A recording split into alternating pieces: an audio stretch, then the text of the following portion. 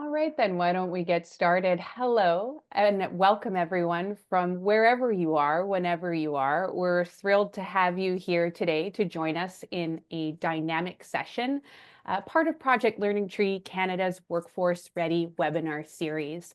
It's September, and for many of you, you're likely feeling the back to school vibes in your life or all around you. And with that, we're presenting the session Back to School, Getting Involved in Forestry and Conservation During Your Studies. I'm joined by three dynamic speakers from different backgrounds, and we're going to get into the different pathways into studying exciting topics in forestry and conservation and where that can take you from there. Before we begin, I want to acknowledge on behalf of Project Learning Tree Canada and Sustainable Forestry Initiative that we are joining you from different parts of the land, and we acknowledge the role and presence of Indigenous peoples on that land. The Sustainable Forestry Initiative's diverse team of staff and consultants work on the ancestral territories of many Indigenous nations, including our offices on the traditional and unceded territory of the Algonquin people in what is now Ottawa, Ontario, and of the Nacotchtank and Piscataway peoples in present Washington, D.C. I'm joining from the unceded and ancestral territory of the Haudenosaunee, and the Kanien'kehá:ka are the stewards of this land, past, present, and future. I look forward to learning from our Indigenous peoples, our nations around us, and having an effort to engage and collaborate. And with that, our team is committed to building forest-focused collaborations that recognize and respect Indigenous peoples' rights, traditional knowledge, relationships with the land, their enduring leadership in forest stewardship, and responsibilities to future generations. What will our time together look like? So before introducing the session, I'd like to introduce myself. My name is Meg Hanna. My pronouns are she, her. I'm joining from Tiohtià:ke or Montreal or Montréal today. I'm the Director of Urban and Community Forestry for Canada for the Sustainable Forestry Initiative, and I advance sustainable urban forestry through the SFI Urban and Community Forest Sustainability Standard, and I support Project Learning Tree Canada's Career Pathways team. This session is really important to me because, unlike some of the folks joining us today, I found urban forestry from a very indirect career pathway through a summer job that blossomed into a rewarding career, but through an arts degree. And I had a bit of catching up to do in my early 20s to get really on with the program of what I was interested in doing. I hope through this session that we share perspectives of people who have found their path in different ways, and really we show the options out there to get involved in forestry conservation. So you may feel like you have less catching up to do or have a better head start as you know what's available. With that, I will be introducing our presenters. We'll talk about some upcoming activities at Project Learning Tree Canada. We'll take some questions from the audience and engage in some discussion before finishing and completing the session on final reflections and what's to come. A couple of housekeeping items before we get started. You're welcome to have your camera on or off, but we do ask as others speak to use the mute function and keep your microphone on mute until you ask a question at the end. Please click, the three little dots or right click on your name if you'd like to change your name, and add your preferred language, EN or ENG if it's English, and FR si vous parlez plus en français. Feel free to submit your questions anytime during the session, and we will be addressing them at the end of the presentations in the Q&A portion. As I mentioned before, this is the first webinar as part of our Fall Workforce Ready webinar series, Preparing for Forestry Careers, which will be running until November 6th and end with an interactive virtual career fair. You can follow this QR code to access the website to know more information. We'll pop a link in the chat, and I'll be sure to post this at the end of the presentation as well. A little bit about who we are and why we're offering this programming today and getting connected with you. Sustainable Forestry Initiative, we really envision a world that values and benefits from sustainably managed forests. We're a nonprofit organization joining people across Canada and the United States. And we hope to articulate our vision through an ambitious mission of advancing sustainability through forest-focused collaboration. Project Learning Tree Canada is an initiative of SFI, and what we do on the Project Learning Tree Canada team is advance environmental education, forest literacy, and career pathways using trees and forests as windows on the world. And without further ado, I'd like to introduce you all to today's presenters who are joining us from different areas in the country, from Ontario to British Columbia. We have three engaging and dynamic speakers, all with their own diverse educational and career pathways. We'll be hearing from folks in the thick of their studies at the moment, folks taking on different technical and university and advanced degrees, and young emerging professionals moving and making the connection from studying to taking on a rewarding career. We have Carmelina Buda joining us today from Ontario, Stephanie Horsfield from British Columbia, and Matthew Svenke from British Columbia. We will get this started with our first panelist, Carmelina. She is an assistant forestry planner working part-time for the city of Brampton in Ontario while completing studies in the Masters of Forest Conservation program at University of Toronto. I'll leave the biography to that because I know Carmelina has a lot to say on her journey. So welcome and thank you for joining us, Carmelina. Take it away. Hi, everyone. Thank you, Megan, for the introduction. We can go ahead, I think, on the next slide first. So I am currently studying a Master of Forest Conservation at the University of Toronto. I graduated in 2024 with an honors Bachelor of Arts, studying a major in geography and a minor in environmental management and another minor in sustainability, also at the University of Toronto. To discuss a bit of my career pathway into the field of forestry, my first introduction with working in the environmental realm was an internship that I participated in during my undergrad at the Toronto and Region Conservation Authority. Here I began working in the hydrogeology department as a hydrogeologist intern. However, I felt that the projects that I was undertaking in this role didn't closely align with the topics that I was studying in my undergrad career. So I did reach out to the head of my department to sort of put me on the right path, and I ended up switching to the ecosystem and climate science department as well. Um, and it was here that I first found out about the Master of Forest Conservation program that I'm currently in through one of my department heads who was a past student. She gave me lots of insight about the program, and I was able to make a connection with her and through some other MFC graduates through networking opportunities. And ultimately, I felt like not knowing exactly where I wanted to go after I graduated my undergrad, whether it be into the job force directly or through a master's program. I ended up speaking with her a lot and I did a bunch of research, and I found that the MFC program was a great place for me to gain practical experience in the world of forestry and the environment.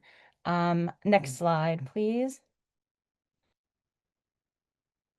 So this program has been incredibly rewarding for me. I've learned so many practical and technical skills in the field, and I've had the opportunity to participate in research and data collection across almost all of the GTA, Northern Ontario, Montreal, and Mattawa, Ontario, very up north as well. I found that not coming from a science background definitely made some aspects of going into a science-based master's program a bit challenging. But overall, I felt that the wonderful professors and students that I surrounded myself with throughout this program did provide me with a lot of support and definitely kept me pushing on some of the more challenging areas. To discuss specifically on some of the skills that I've learned, I would say that being familiar with basic tree identification and measurements such as DBH and height and health measurements as well have been very useful. And these are skills that I use in my daily current work position with the city of Brampton that I will talk a lot more about in a moment. So yeah, familiarizing myself with Tree ID has been one of the most challenging, but also rewarding parts of this program. I remember not knowing how to ID any sort of tree before entering the program, but with a lot of patience that I had for myself, a lot of communicating with the other people in my program and my professors. I can't look at a tree now without trying to ID it. So I think that's a great skill that I'm very proud of myself for being able to have. On the technical side, I also learned a lot about GIS and mapping, as well as creating illustrations in RStudio. Again, not coming from a science background, I'd never really had anything to do with GIS in the past or coding languages such as R programming. But these have been very useful to me, and these are some aspects of software that I think are very prevalent across many of the forestry projects that I've been having the opportunity to work on in the past. I did want to highlight one of my most memorable projects, which was based on data collection in the Halliburton Forest and Wildlife Reserve. This is one of Ontario's only demonstration forests where a large block of the forest was sanctioned off into different subplots, and a different silvicultural or logging method was applied to each of the plots. And my cohort and I were able to go in there for 2 weeks and collect data on a bunch of different facets of the environment, including small mammals, fungi, insects, understory vegetation, and overall tree health. And in the end, we put together a large consultant's report type of paper using GIS mapping and RStudio in order to make these relationships and to conclude on the effects of logging in large scale forests, which I thought was very beneficial for me to learn sort of start to finish what I'm looking for in the field in terms of data collection and how am I going to go about analyzing this data? And then finally, how am I going to write a report on this data? I think that the program does a really good job of guiding you start to finish on a bunch of different projects with different facets of the environment and technical skills that you would learn in this program that are very necessary in the future of forestry. Next slide, please. All right, so this brings me to talk about my current internship. So since it's a 1.5 year program where students have the opportunity to gain practical professional experience and work in an internship over the summer, this gave me the opportunity to reach out to a bunch of different organizations and kind of put myself out there through networking in order to find a placement that I was happy with. I sort of had the idea coming from a more geography-based and environmental management realm that if I wanted to do forestry, I would have to move 4 hours away and live up north in the bush and sort of do more conventional forest work as I live in the GTA. But urban forestry is very real, and you can find major forest functions in your backyard, which I think also differentiates me from the other two speakers that you'll hear from and their awesome experiences after I'm done. But is the fact that I kind of remained local in my studies and in my work. I am working in a community that I've grown up in all my life, which has been very rewarding. And I sort of hold sentimental value while also ethically being able to share my skill sets and see the work being done in my hometown, which is great. Um, so after working with the Toronto Region Conservation Authority and having that experience, I knew I wanted to work in a municipality moving forward in the field of urban forestry, which is where I see myself in the future. So with this, a great example of how networking can lead to great opportunities.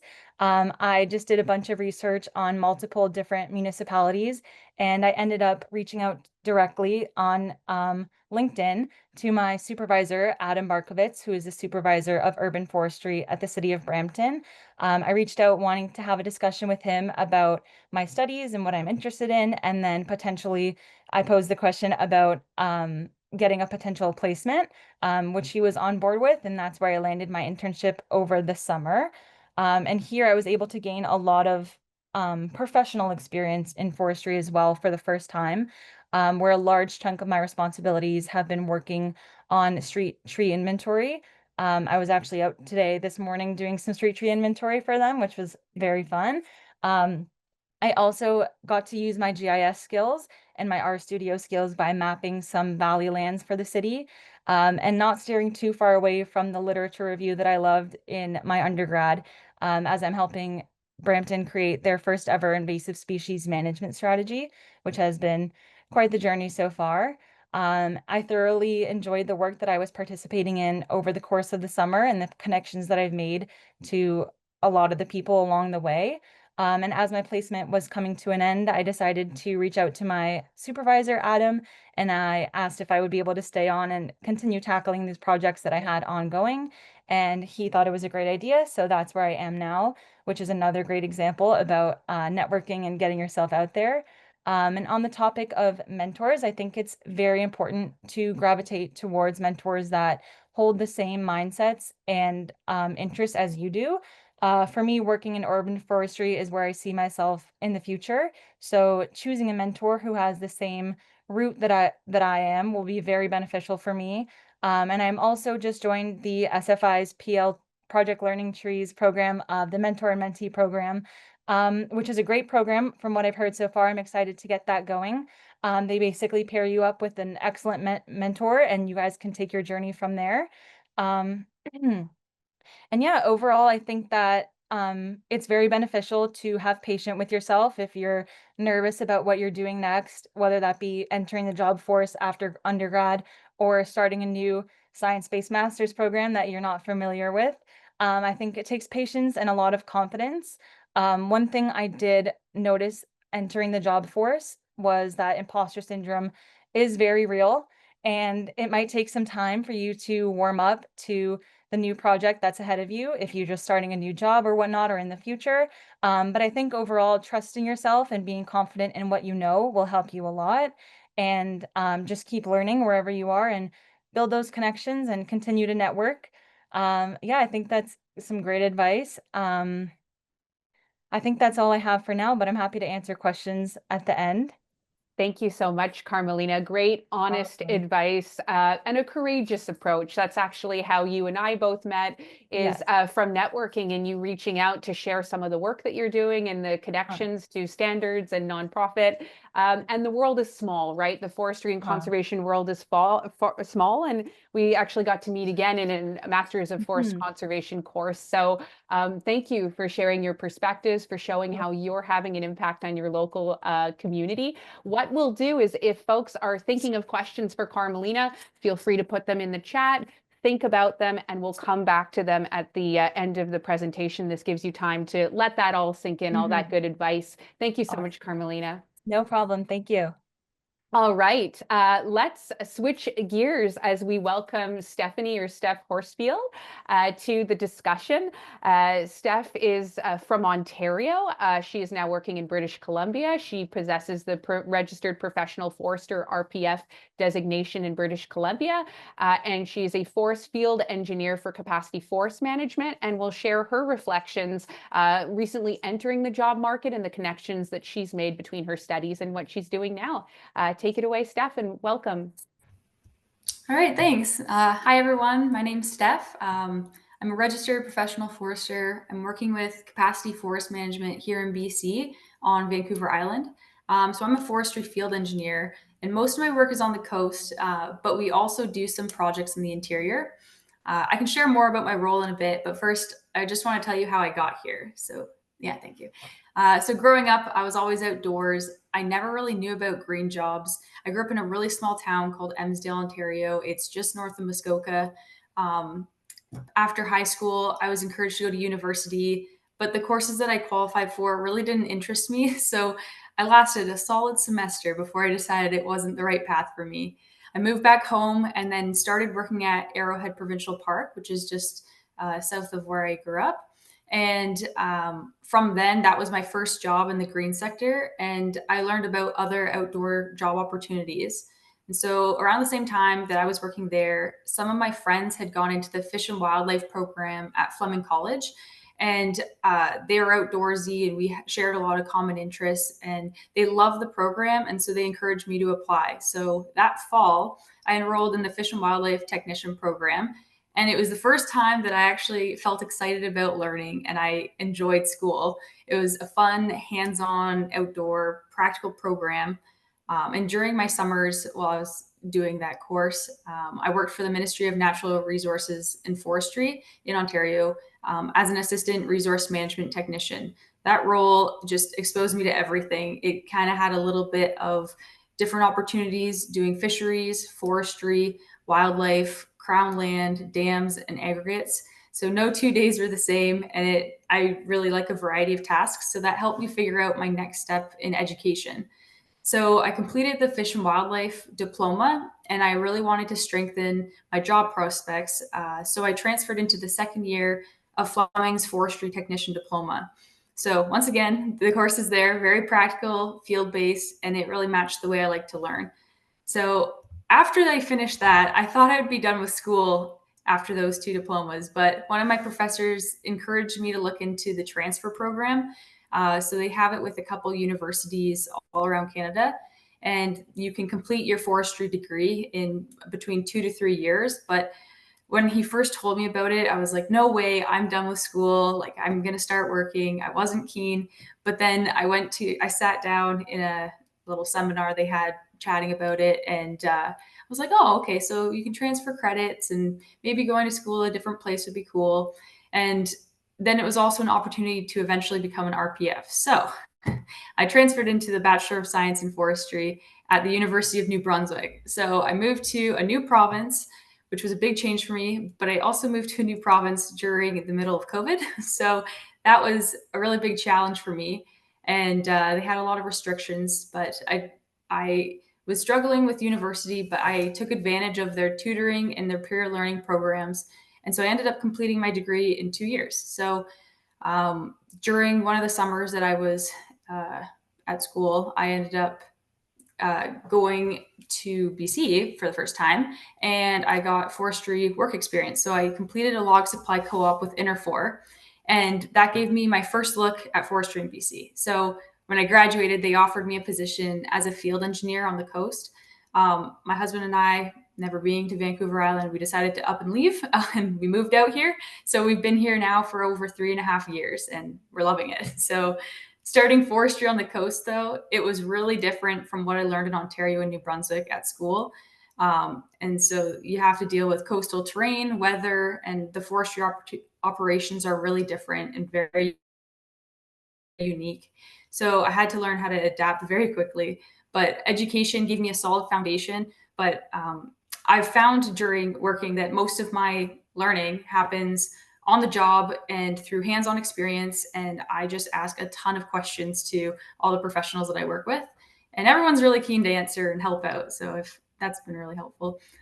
Throughout my journey, I've made it a priority to say yes to different opportunities. With ministry, I asked to help out with fisheries work because that's what I was interested in. And I ended up going out with them often in the summer to assist with the assessments. They even offered for me to go volunteer doing duck banding on airboats. That was a really cool experience. At school, I made the most of my time there by joining different teams like intramural hockey and the varsity logger sports teams. And that gave me a community of people, and it gave me skills like teamwork and flexibility and also time management. So that one's an important one too. I volunteered for different projects like street tree inventories and working for the fish hatchery at the college. So that experience gave me a taste of urban forestry. We did some danger tree assessments and other skills outside of my core program. So I highly recommend getting involved in school and volunteering, and then you can see what you enjoy and you can learn more about different fields.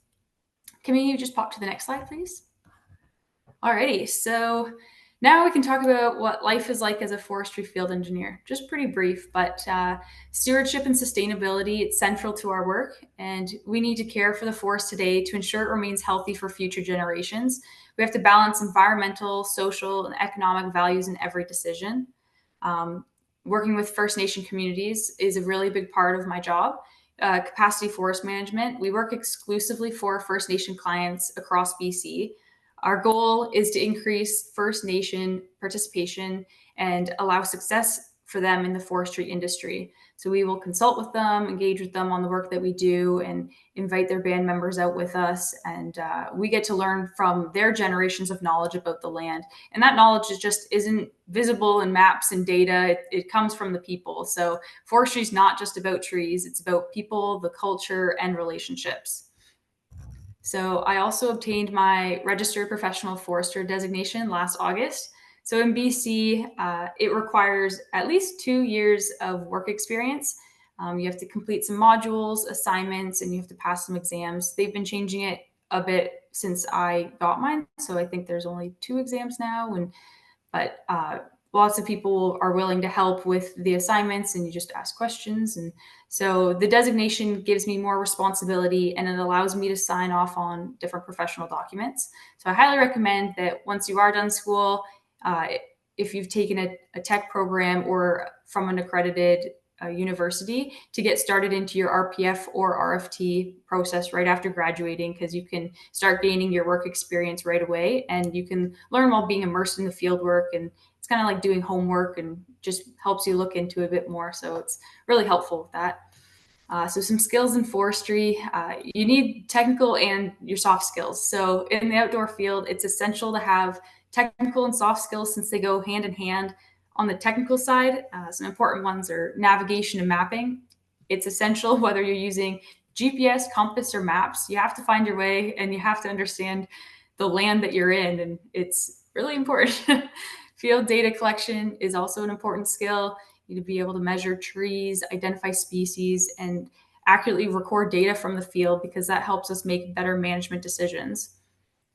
Having an understanding of forest operations, like doing harvest layout and road designs, you don't need to know that before going into the job because you learn on the go. But having an idea of, like, on the coast, it's different than in the interior. So having an idea of what to do, it's definitely helpful because you can tie the office work with the field work.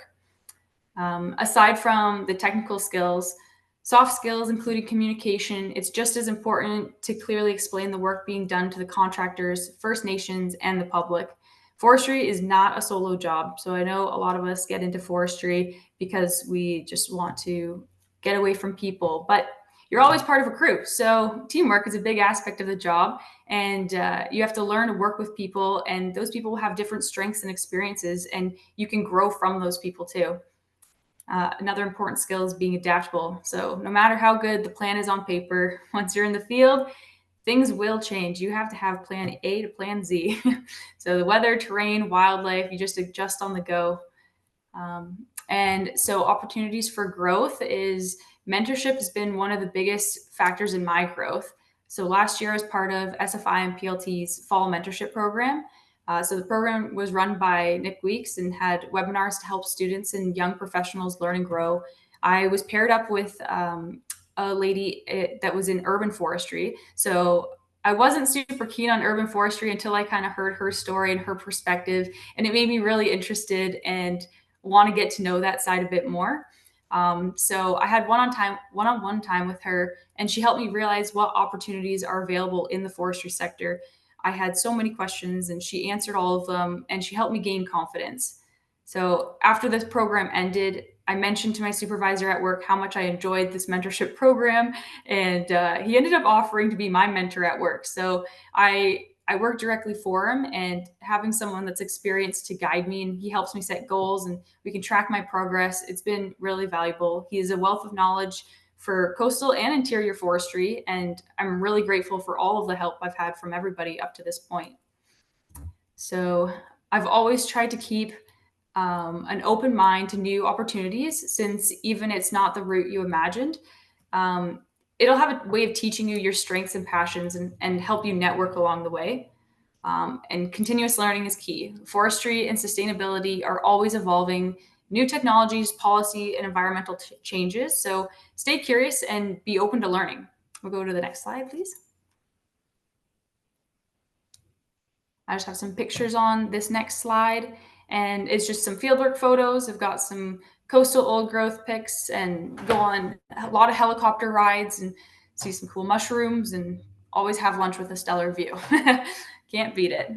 We'll go to the next one.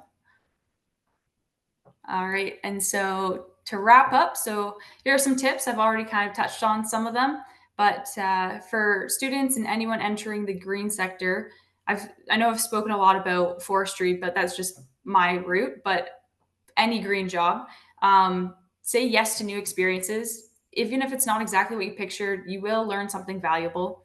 Make connections. You got to network. The green job sector is small, and you will cross paths with the same people again. Find a mentor and ask questions. Don't be afraid to ask questions and seek guidance. A lot of people are willing to help. Keep learning, take new certifications, try new software, attend webinars, stay curious, and build your soft skills. Just keep working on your communication, teamwork, leadership, and adaptability. It'll set you apart from others. Following in these habits will help you grow your career and make a meaningful impact in the forestry and green job sector. And then I just have one last, it's just photos. There we go. Yeah. These photos show more of my experiences in the field. That top left one is the largest bear paw I've ever seen. And we also saw cougar tracks in the same block. So my head was on a swivel all day, the slightest noises that I heard. Yeah, but forestry and any outdoor job, it's an amazing way to see some really great views and, wildlife, and that you're going to make a positive impact. So that's all I have. Thank you, Steph, for sharing your experiences from coast to coast in the country. It's been really, really cool to go on that journey with you, and some similar points to what you mentioned with Carmelina, not being scared to introduce yourself and take that first step, ask questions, thoughtful questions, and develop those relationships with mentors and maybe mentees someday. So thank you for that. For those of you who are asking about PLT Canada's Green Mentor Program and other opportunities, we will talk about those at the end of the session. But with that, again, if you have questions for Steph, reflect, pop those into the chat. We'll get to them in a few moments. And we are going to round things off with our final panelist here today. We have Matthew Svenke from British Columbia, from the Metro Vancouver area. He is completing his honors bachelor's at Simon Fraser University and working part-time as habitat restoration technician for Eco-Ecological. And he will share all of that fabulous experience with you locally and beyond. Thank you, Steph, for joining us, and welcome Matthew to the panel. Yeah, thank you for having me. So yeah, as Meg said, my hometown is in Burnaby, British Columbia. I was born in Edmonton, but I've lived here for like 18 years. This is basically where I'm from. And for the longest time, I didn't really know what industry I would get involved in. I was kind of aimless when high school came to an end. And I had a gap term between high school and university because I had to figure out some credit stuff.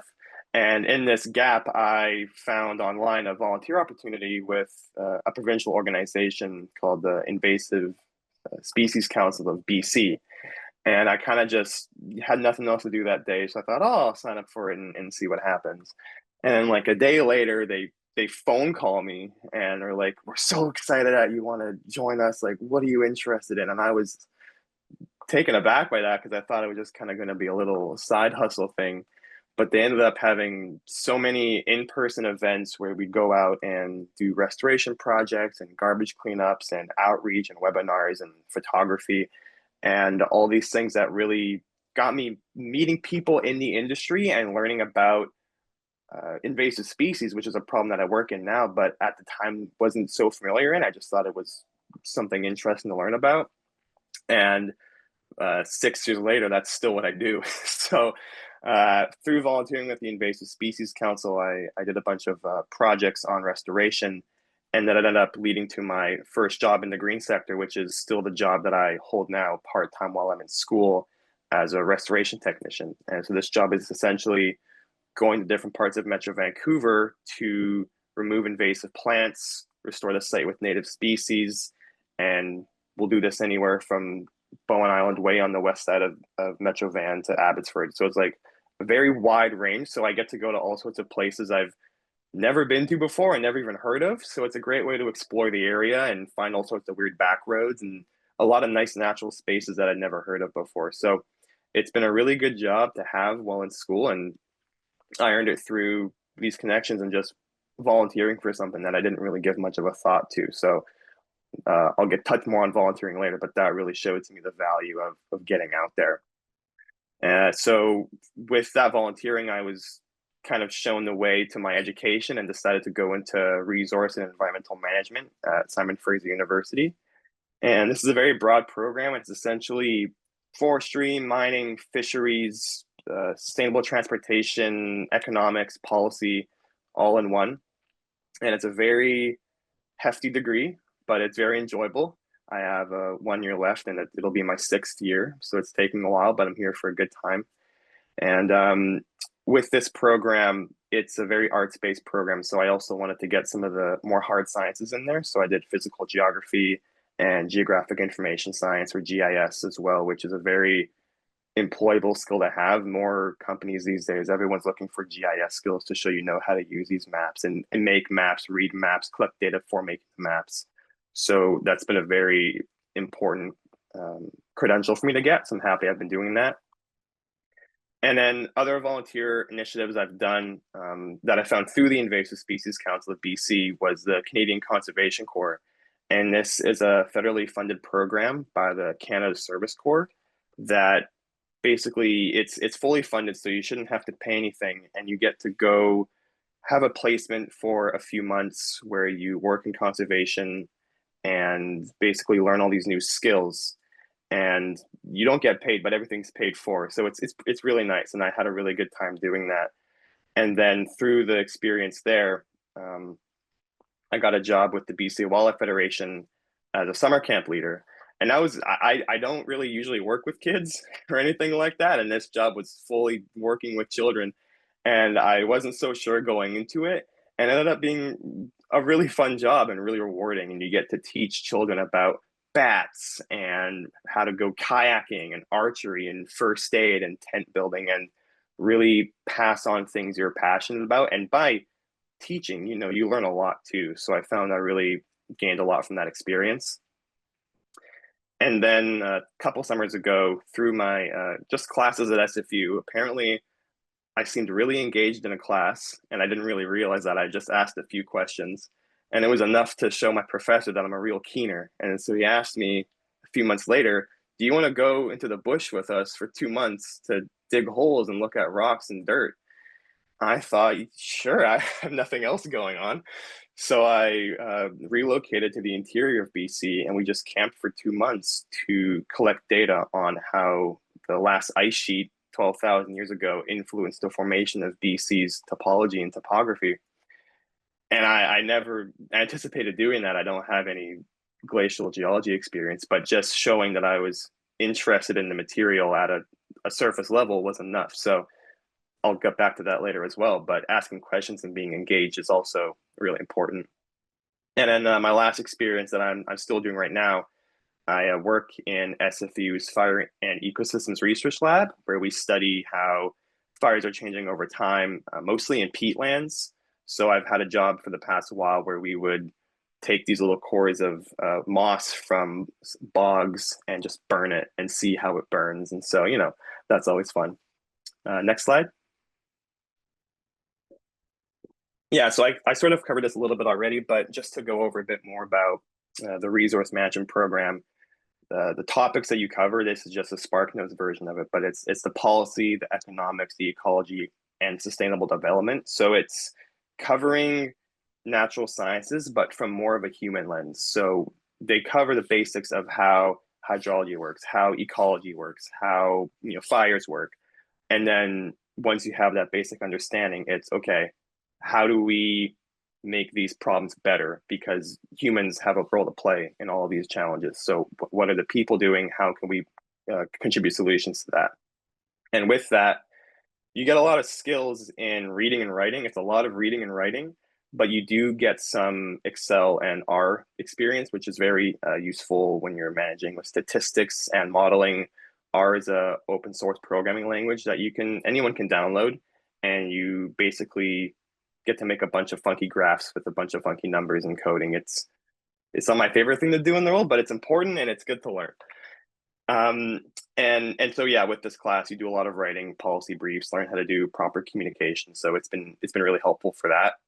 And then just the opportunities. I mean, I've met so many great people in this program and in the Faculty of Environment. And I think it's important to not take for granted the people around you when you're in university. Even they're at the same level you are, but you have no idea where they're going to go and what they do. Like, so many of my friends are doing jobs I never heard of, and they know so much about so many things, and it's really exciting. So reaching out to your friends and your professors has been in my case has been a really helpful thing to do. And at these programs, you can find these internships, you can find the lab jobs that I've had. Sometimes programs will send you to conferences, or you can volunteer at an event on campus where you'll meet people. So there's a lot to take advantage of from the network you're in at your school. Next slide. So as I've kind of alluded to, volunteering is a biggie. I really don't know where I would be if I didn't sign up for some volunteer opportunities. I don't think I'd be in this program. I wouldn't have the job I have now. So volunteering is such a powerful thing. You get the connections, you get the experience, you do something that you feel good about doing. You know, it's fulfilling. You get outside. Hopefully you're volunteering in something you enjoy and care about. And if you do that, it'll very likely bring you good things. And while you're volunteering, or even outside of volunteering, you know, you're surrounded by people who care about similar things to you. So, you know, push yourself, introduce yourself to people, share why you're there, ask them about their story. There's so much to learn from people and where they are, and the same for them to you. They can learn so much from you, and that's how you can establish those connections. Another thing that I've been learning and trying to teach myself recently, and I'm no expert in any of these things. I'm just saying these are things I've learned and still working on as well, is to know when to say yes. There's lots of things to say yes to, but learning when to say no to things is also really important. I find myself sometimes stretching myself a little thin with different commitments, and if you say yes to a lot of things, you might not be able to perform as well as you want to in some of these different commitments that you set yourself up for. And I find that when you say no to things, you're saying yes to other things as well. You're saying yes to maybe more time for yourself, more time for other commitments you've already committed yourself to. And having that grace with yourself and not feeling like you're letting people down or letting yourself down or denying yourself opportunities if you say no, because you don't know what you might be available for or how you might do in other opportunities if you take a step back and really put your energy where you've already committed it. Another thing that I'm also learning as the days go on is seeing the unknown as an exciting but not terrifying thing, and that's hard to do. I know years ago, if I didn't know what I was going to do a day from now, or never mind in my degree, you know, that's terrifying, and I didn't like that at all. And I still want to know what I'm doing to a degree, but I've learned recently that, you know, every summer comes and I do a summer job. And up until a few months before my summer job, I have no idea what I'm doing. It's not planned out that far in advance. And, you know, you talk to people, you network, you see what other people are up to. And having a few months like that, or even after your degree, you don't know what you're going to do. That's so much opportunity there. You know, the sky's the limit. And trying to see that as an exciting thing that you can play a role in constructing your future like that, and it's not set yet, is a pretty cool thing to be able to say. So trying to see it from that lens is hard, and I don't always do that, but I'm working on it. So that's what I would say about that. And then also just learning from everything you do, especially if you're doing a job for a bit that you're not super psyched about. I loved my geology research job. It was really interesting. The biggest thing I learned is I don't want to go into glacial paleontology and research, because I was just doing the same things all the time. And after the first 2 days, I was a pro, and you know, I still had to do the same tests for 4 weeks. So I didn't know that going in, and then I did the job. I'm glad I did it. I have no regrets about it. I know I don't want to do that, and knowing what you don't want to do is just about as valuable as knowing what you do want to do. You never know, and even if you didn't love the job, you'll learn something from it, and you'll be able to convert those skills to other jobs. So there's really things to gain from everything, regardless of how much you enjoyed or not. Next slide. And oh yeah, this is just a fun little story for me, and I love excuses to talk about it. Another thing I suggest doing, if you find yourself with the time and capabilities to do so, is to go on an exchange when you're in school if you can. So last year I spent 6 months abroad in New Zealand, and while I was there, I took it upon myself to find as many volunteer opportunities as I could that were related to my industry. So all of these photos, except for the scuba diving one, because that one just looked cool, all these photos are from volunteer opportunities I did where you could work with the Federal Department of Conservation and just relocate to an island for a week and just do whatever the park rangers didn't want to do and wanted you to do instead. And these jobs were such fantastic ways to immerse myself in the culture, because I was always the only international person at these events. And they were such a fantastic way to learn about the ecosystems, how they do things differently. I was volunteering as a restoration technician, but the plants are different, the policy is different, the tools are different, the way they manage the plants are different. It was just such a different way to do the same thing. And I learned so much from doing that. And so volunteering is great. If you can do it internationally, you'll get even more out of it.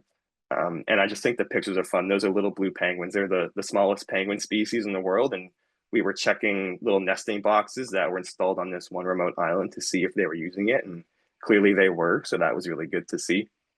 And then the picture of me with the mask is I was working on this island for a week, just removing this one plant called woolly nightshade that has these very abrasive hairs. And if you inhale it, your lungs kind of freak out. So you have to wear sunglasses and mask the whole time. And that was probably the best week of my life. So you never know what's out there. And that's all I have. Thank you so much, Matthew. And I've got to say ditto to a lot of things that you've shared with us. I think the message that volunteering is powerful and will bring you good things. Volunteering is a fantastic opportunity to be seen, to be heard, to contribute, to grow your network and grow your way to different opportunities. And like you, the job that I have now, I wouldn't have without my volunteer commitment over the last decade or so to the things that I care about. And, you know, being an expert is important and knowing what you're doing and aligning yourself with people who know what they're doing. But being an enthusiast is important too, to not get limited or set in your ways and take on things with passion and curiosity, as I think you've all mentioned, the panelists here today. So thank you so much. And before we move on to some news from us and some question answers, just some important things to talk about, you know, you experiencing programs abroad.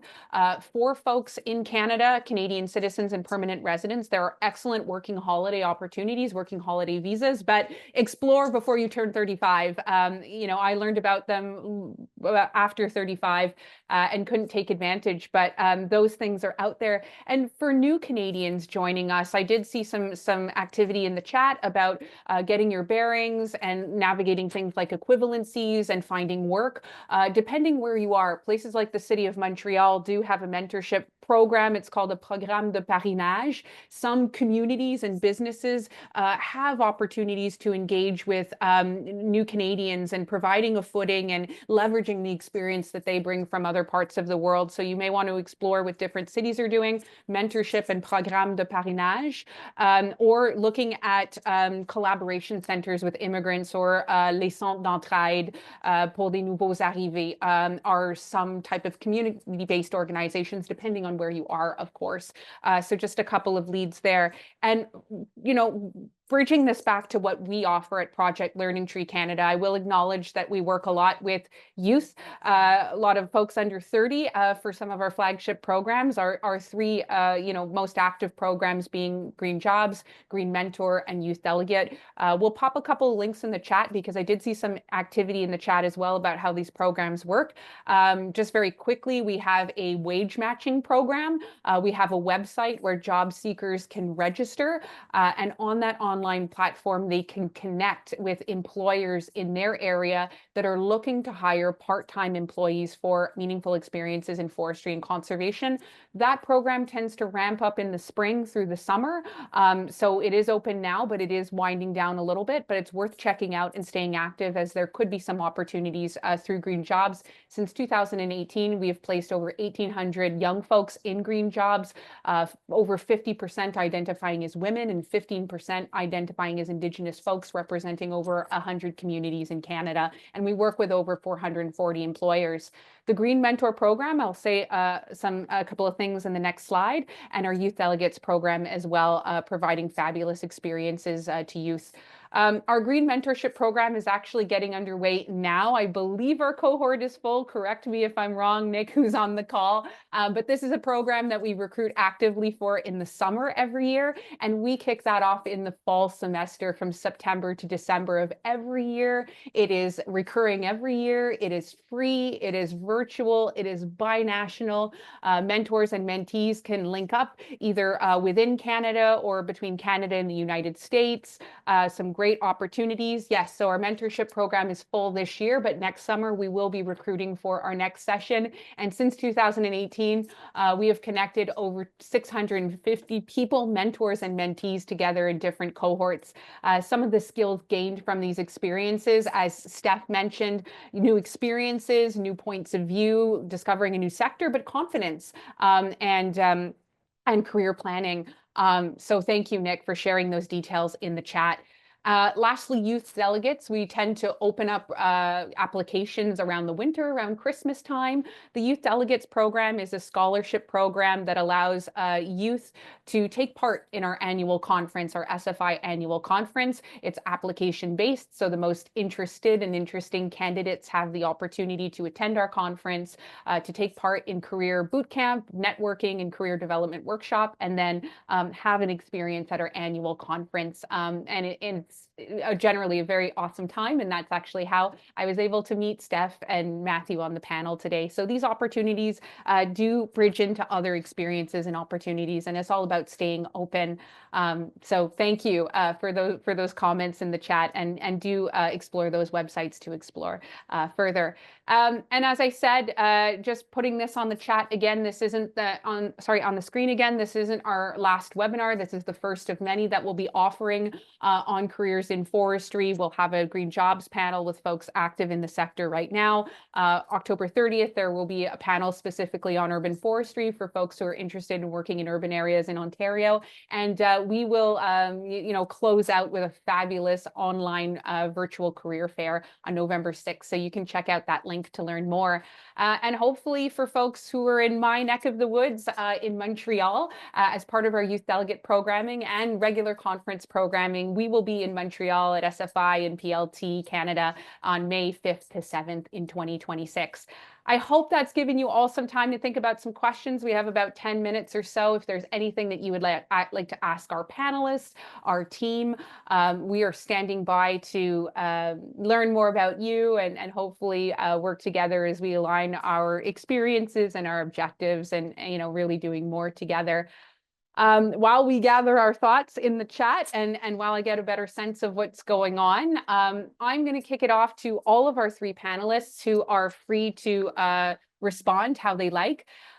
Some folks came from different parts of the country and studied elsewhere. Some explored exchange opportunities and working outside of their community. I'd like to learn more about how you feel about studying and working with regards to where you're from. How has geography influenced your career path? Any advice for folks wanting to stay in their community and build a career and experience in volunteering? Any advice for folks who are thinking about going abroad or going to another province? Would anybody like to talk about their experience with how it relates to where they're from and where they are? I think I can talk a little bit about it, given the Nice. fact that I have stayed local in my studies and in my work. I think so far it's been a great choice for myself. I was kind of intimidated, as I mentioned when I was speaking earlier, about having to pick up everything and leave and find my nearest large-scale forest, living in a highly urbanized location. I was very naive in thinking that, but now I know that there is forestry operations happening all around. I think overall, like volunteering, like Matthew said as well, getting engaged with what's going on around you can be very helpful in finding a spot for yourself in the future. Um, I could have picked any municipality nearby, but I thought that staying with Brampton, having grown up in Brampton, would just be very rewarding and sentimental for me, being able to see my work being carried out where I live. Indigenous communities all around everywhere would be a great way to also get more connected with the land that you're living on. I think there's NGOs everywhere, conservation authorities across all of Ontario or pretty much anywhere that you are. I think just getting engaged where you can and starting yourself off wherever you are can be a great way to start in the field. And also you can take these skills that you learned locally and apply them anywhere. Again, like Matthew said, or Stephanie said, moving different provinces and trying new things after getting that background knowledge of yourself and your location, I think is very beneficial as well. Thank you so much, Carmelina. Did anybody else want to chime in on that question? I know we have some very different experiences compared to Carmelina's journey. Yeah, I can chat about like moving to different provinces. I think the best thing I would say is try to use your summers during school to try out new jobs, maybe different fields, travel to new locations. I think mainly because you're not committed, you're just there for a summer, and so you can make the most of it and you can explore new areas, and that way you can kind of figure out what you want to do, where you want to be. So I was very adverse to change. I was not a big fan of change. So when I went to school in Ontario, I was like, okay, I'm in my happy little bubble. And then when my professor told me about the opportunities at universities for the transfer program, they were all really far away. So it was New Brunswick, Northern Ontario, and I think Northern BC. And I was like, I don't know about that. So I looked into it a bit more, and I kind of tried to have an open view and decided that, okay, like I'll give it a new go. So I went to New Brunswick and I did a lot of exploring. I really love New Brunswick. I think it's beautiful. I kind of saw more of the East Coast. And then while I was over there, I ended up taking a job in BC, like I had mentioned, during the summer. And so then I got to see BC and I was like, oh, like it would be cool to move here. So I think, yeah, using your summers to figure out what you enjoy and where you want to be. And if you don't use your summers, you can figure it out as you go. Nice. Keep it flexible. Absolutely. Matthew, anything to add to complement? Yeah, I'll just keep it brief because I see questions coming in the chat. But basically, I was going to say exactly what Steph was going to say, that the summers, like, use those to your advantage, whether it's recharging or exploring and trying new things. Like, you have no idea what's going to come out of that. And that's definitely always been my best part of the year, is traveling around with a new job and just figuring it out and seeing what sticks and what doesn't. Absolutely. Thank you for sharing. So yes, the chat is starting to blow up. Awesome. We have a question from Jess for Steph. So Jess is interested in knowing a little more about your path at Fleming, specifically what led you to switch from fish and wildlife into forestry tech. Can you elaborate a little bit more on what you shared earlier? Yeah, for sure. So my friends took the fish and wildlife course, and when they told me about it, I was like, that's what I want to do. That sounds fun. And so I jumped into that one. And then I found some friends in forestry, and they started telling me about their time during that program. And I was like, oh, that one also sounds cool.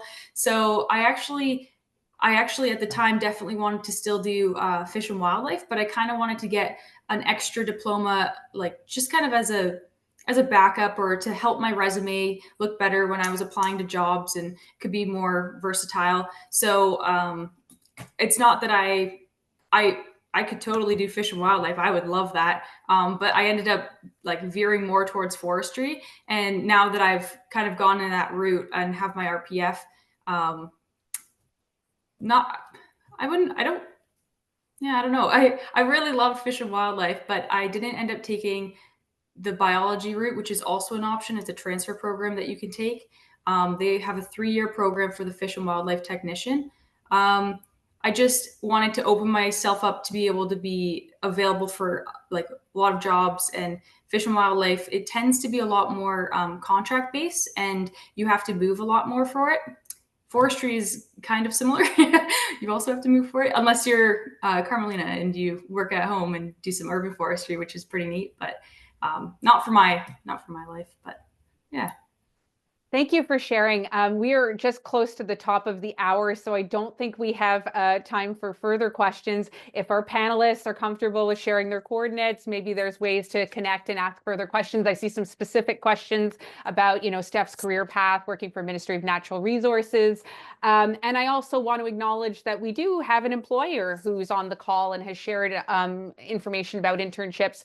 And we thank employers for getting engaged with us. So that is really cool to make that connection. And for anyone joining who is interested in being on a panel and sharing their experience or participating in our programs, you never know who's watching. So have an open mind, be collaborative, be open, and really just go for it. So thank you on that note for Carmelina, Stephanie, and Matthew for going on this journey with us today, for going for it. Thank you to Megan, to James, to Nick from the team joining and sharing information. And thank you all to those watching and engaging with us. We hope to see you in some of our other programs coming up. Have a wonderful day. Good luck back to school, and I'll see you out there in the sector.